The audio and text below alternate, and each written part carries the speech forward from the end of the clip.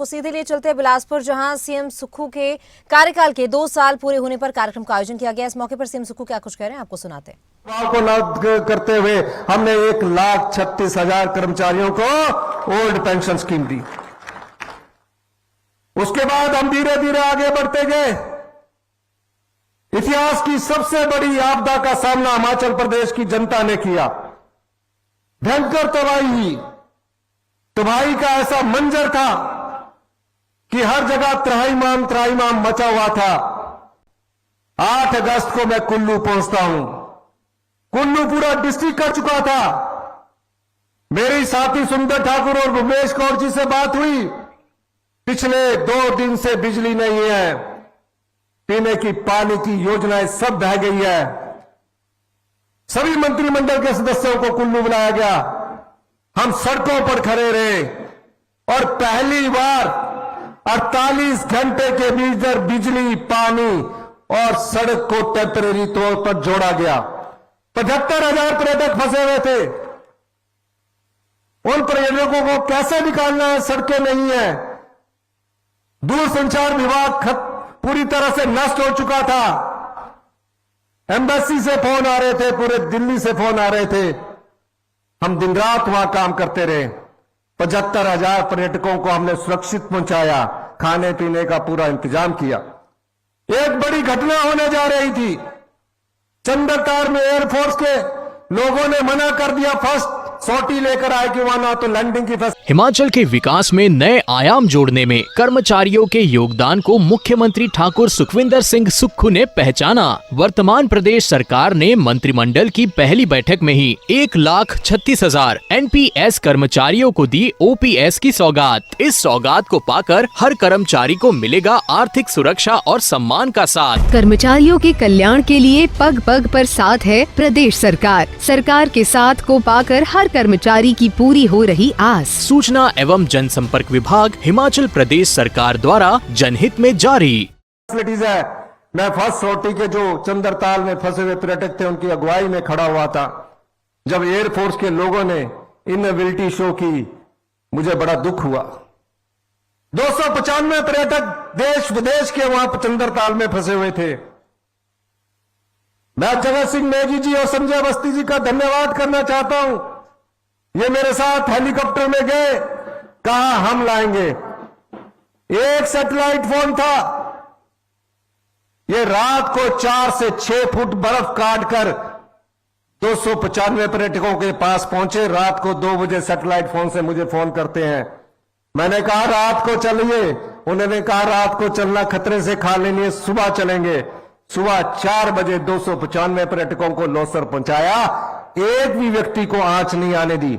एक दिन की दूरी हो जाती, देरी हो जाती तो कोई घटना घट जाती थी। यह सरकार की संवेदनशीलता थी।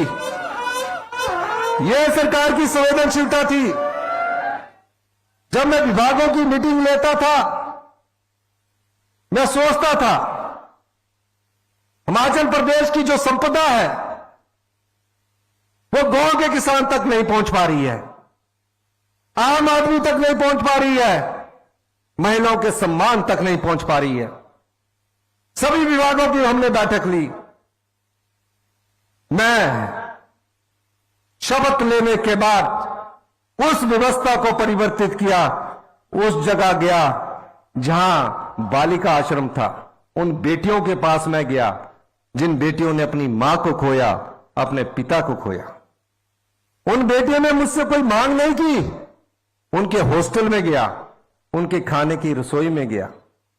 आकर मैंने पहला निर्देश चीफ सेक्रेटरी साहब को यह दिया कि हमें अपनी संपदा का कुछ भाग, जो बच्चे अपनी मां को खो चुके, अपने पिता को खो चुके हैं, उन्हें भी देना है।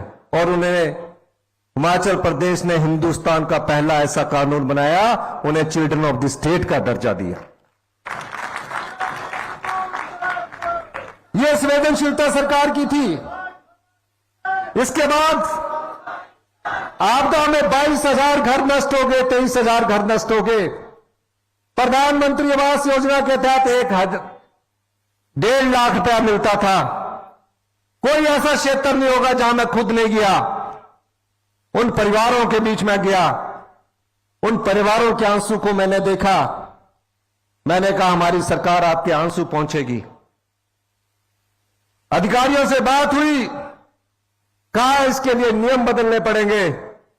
1.5 लाख से ज्यादा हम प्रधानमंत्री आवास योजना या हमारी हिमाचल प्रदेश की आवास योजना के अंतर्गत हम नहीं दे सकते। मैंने कहा मैं जानता हूं हिमाचल प्रदेश में एक घर बड़ी मुश्किल से बनता है।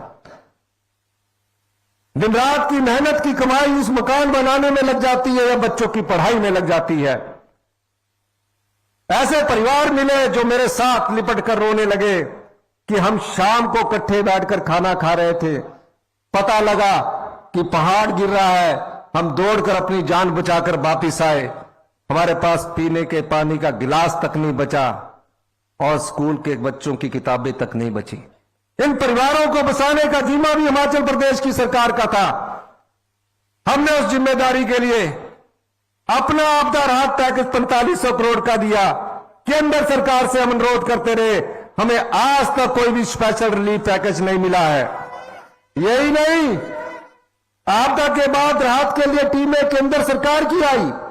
केंद्र सरकार की टीमों ने आपदा के बाद राहत की बात कही, लेकिन आज तक भी वो आपदा की 1 साल बीत जाने के बाद भी जो पीडीएम में हमें मिलना चाहिए था वो अभी तक नहीं मिला।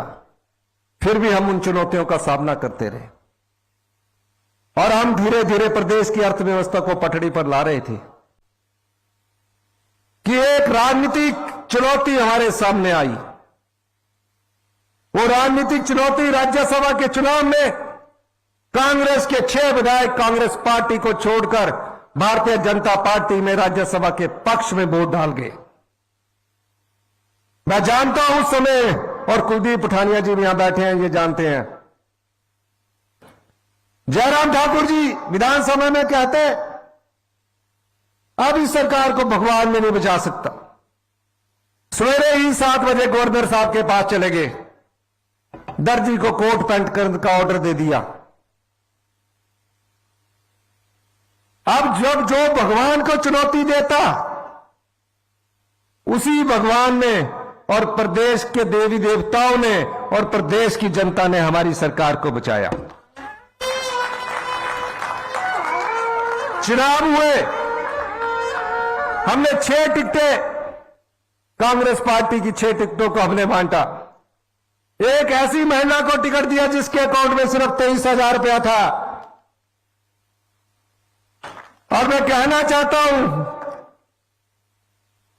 लोकसभा में 14% वोट का इंक्रीज हुआ और 6 सीटों में कांग्रेस पार्टी जीत कर आई। जो 3 सीटें भी हारी है वो 1,000, 2,000 और 3,000 के वोट से हारी है।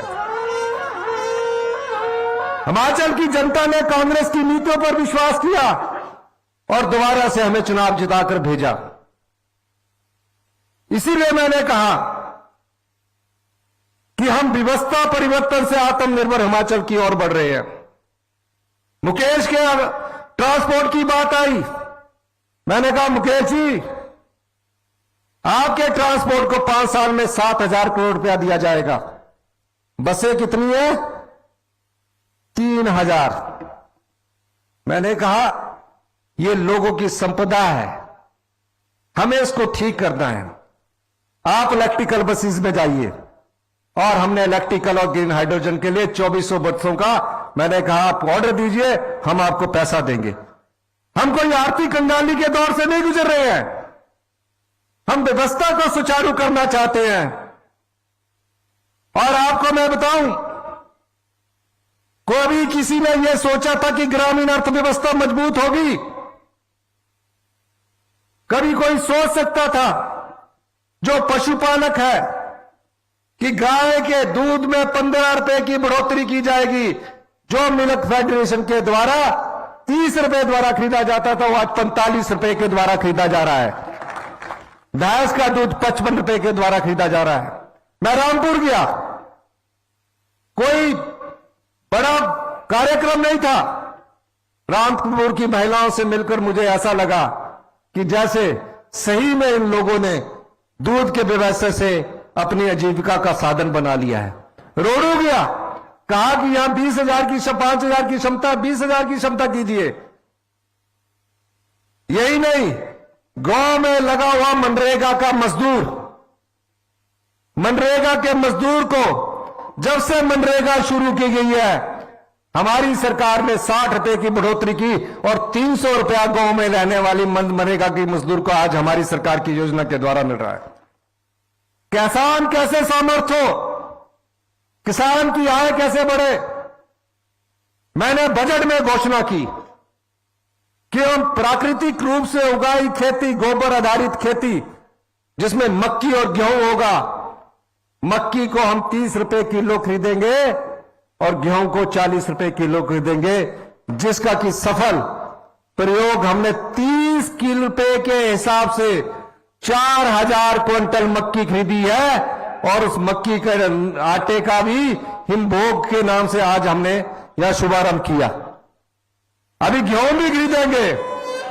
जब गेहूं एक 40 रुपए किलो के हिसाब से खरीदी जाएगी तो सेब और गेहूं का मूल्य एक होगा।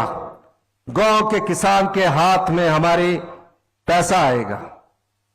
कौन सा ऐसा विभाग है जहां व्यवस्था परिवर्तन नहीं हो रहा है। मैं जयराम ठाकुर जी से कहना चाहता हूं, जयराम ठाकुर जी, आपने 5 साल में हिमाचल की जनता को क्या दिया। पुलिस भर्ती पेपर लीक होता गया, आप आंखें बंद करके सोए रहे। स्पोर्टिफिकेशन सिलेक्शन बोर्ड में नौकरियां बिकती रही, युवाओं के साथ धोखा होता रहा, आप आंख बंद करके सोते रहे।